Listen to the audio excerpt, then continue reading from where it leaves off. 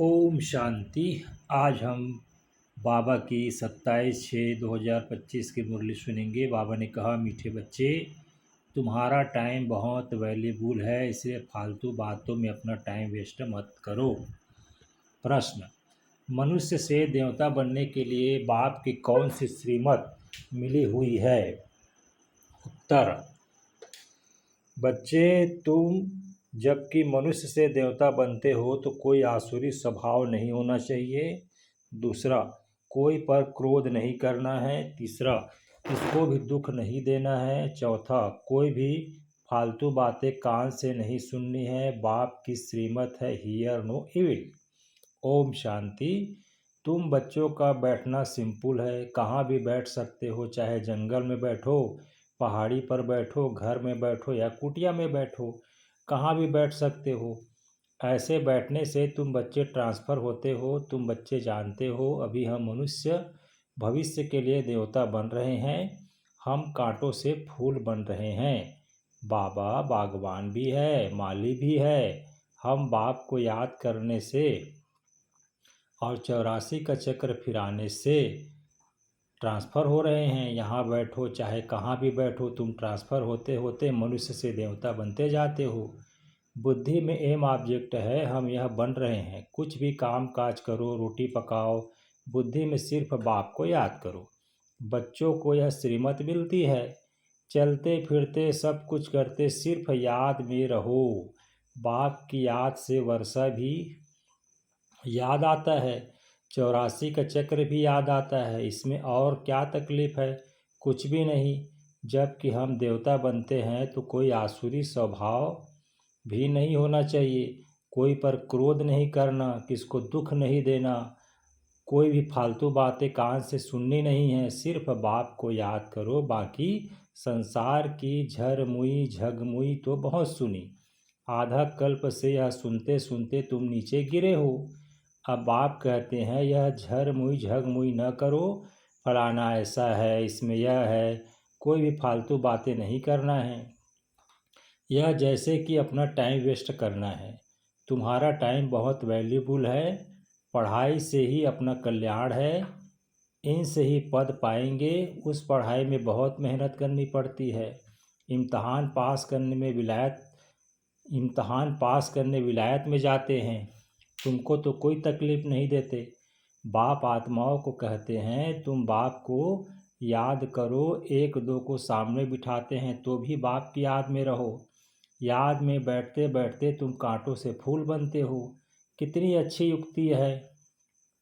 तो बाप की श्रीमत पर चलना चाहिए ना। हर एक की अलग अलग बीमारी होती है, तो हर एक बीमारी के लिए सर्जन है। बड़े बड़े आदमियों के खास सर्जन होते हैं ना। तुम्हारा सर्जन कौन बना है? भगवान। वह है अविनाशी सर्जन। कहते हैं, हम तुमको आधा कल्प के लिए निरोगी बनाते हैं। सिर्फ मुझे याद करो तो विकर अविनाश होंगे। तुम 21 जन्मों के लिए निरोगी बन जाएंगे। यह गांठ बांध देनी चाहिए। याद से ही तुम निरोगी बन जाएंगे। फिर 21 जन्म लिए कोई भी रोग नहीं होगा। भल आत्मा तो अविनाशी है, शरीर ही रोगी बनता है, लेकिन भोगती तो आत्मा है ना। वहाँ आधा कल्प तुम कभी भी रोगी नहीं बनेंगे। सिर्फ याद में तत्पर रहो, सर्विस करो। बच्चों को करनी ही है। प्रदर्शनी में सर्विस करते करते बच्चों के गले घुट जाते हैं। कई बच्चे फिर समझते हैं हम सर्विस करते करते चले जाएंगे बाबा के पास। यह भी बहुत अच्छा है। सर्विस का तरीका प्रदर्शनी में भी बच्चों को समझाना है। प्रदर्शनी में पहले पहले यह लक्ष्मी नारायण का चित्र दिखाना चाहिए। यह A1 चित्र है। भारत में आज से 5000 वर्ष पहले बरोबर इनका राज्य था।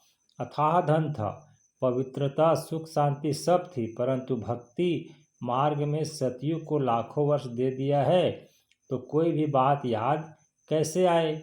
यह लक्ष्मी नारायण का फर्स्ट क्लास चित्र है। सतयुग में 1250 वर्ष इस डिनाइस्टी ने राज्य किया था। आगे तुम भी नहीं जानते थे। अभी बाप ने तुम बच्चों को स्मृति दिलाई है कि तुमने सारे विश्व पर राज्य किया था। क्या तुम भूल गए हो?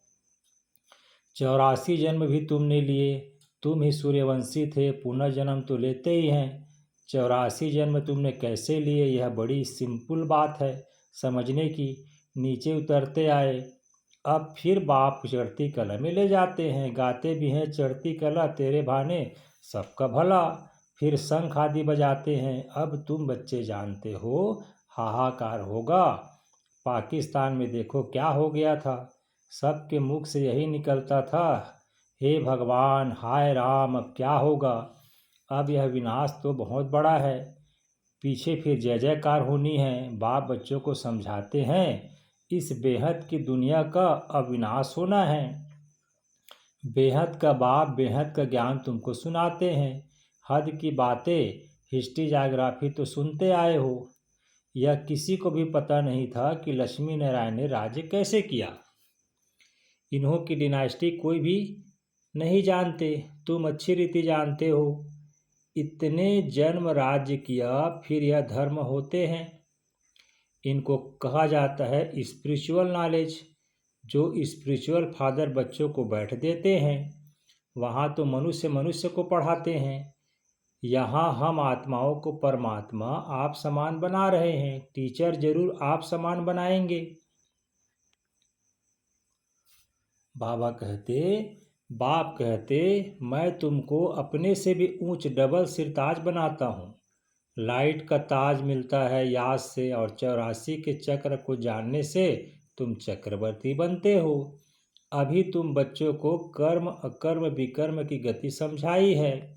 सतयुग में कर्म अकर्म होता है, रावण राज्य में ही कर्म विकर्म होता है।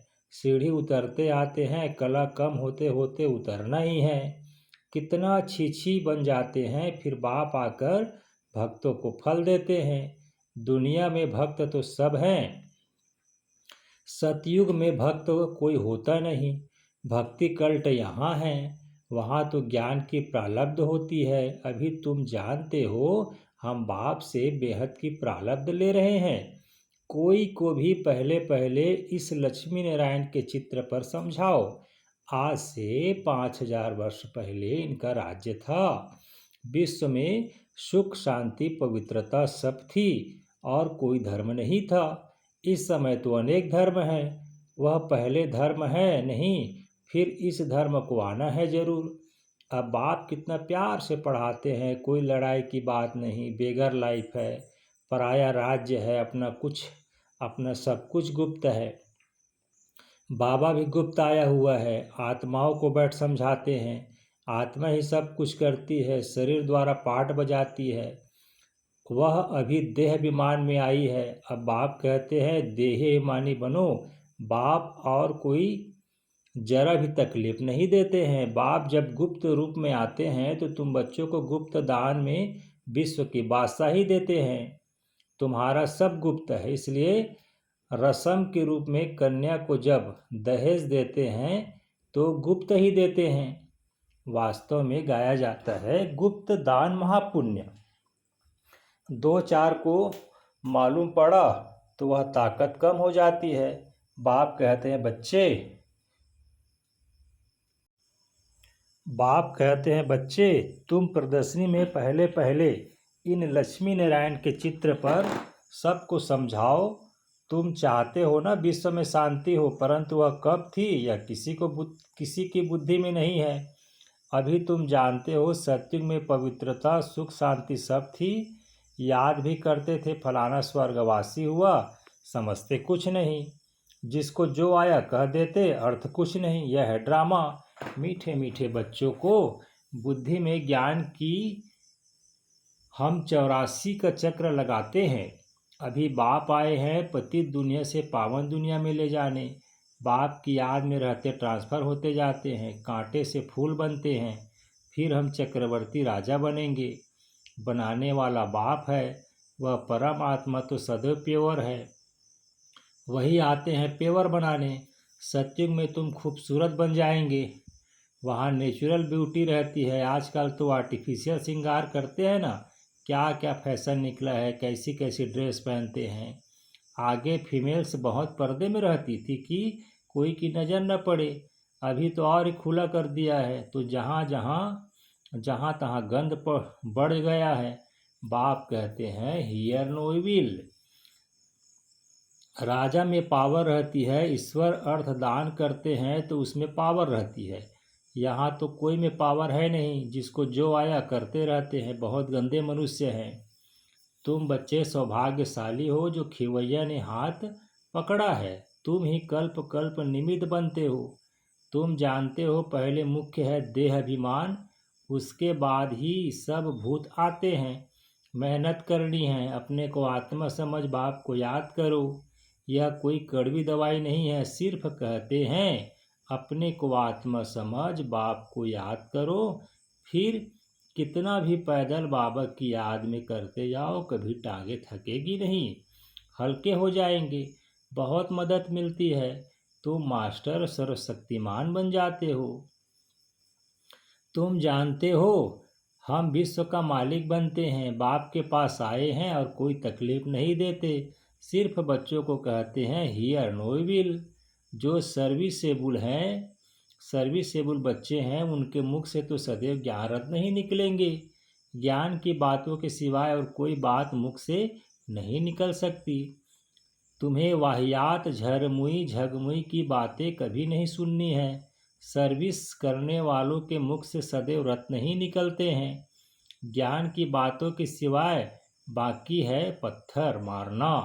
पत्थर नहीं मारते तो जरूर ज्ञान रत्न देते हैं, या पत्थर मारेंगे या अविनाशी ज्ञान रत्न देंगे, जिसकी वैल्यू कथन नहीं कर सकते।